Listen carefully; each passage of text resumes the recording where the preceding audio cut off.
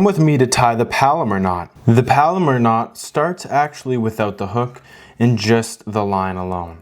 We're going to take a good amount of leave here, and then what we're going to do is we're going to make a bight, which just looks like a little pinch in our line, just like that.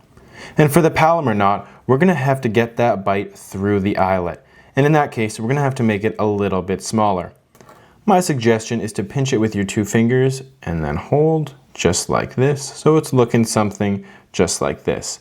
I actually might move my fingers forward a little bit just to get it a tiny bit smaller. Then we're going to take our hook and come from the front of the eyelet, so that just looks like this, okay? And then we're going to take that little pinch here, that little bight, and we're going to feed it through the eyelet. Just like that. Okay?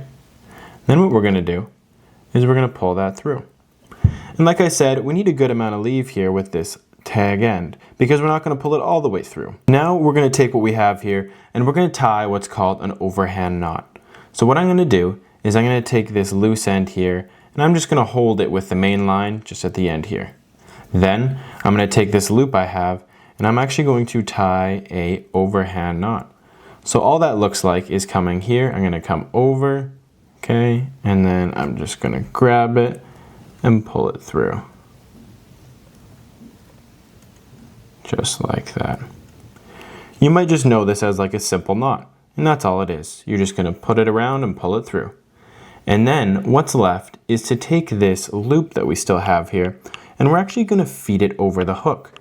So what I mean by that is we're going to take our hook and put it through this big loop, all right? And now this big loop is actually going to come up to the top. And all that's left to do after this is to pull on that main line, or this one here. I'm going to make sure that loop made it all the way around the hook, and I'm just going to start to pull.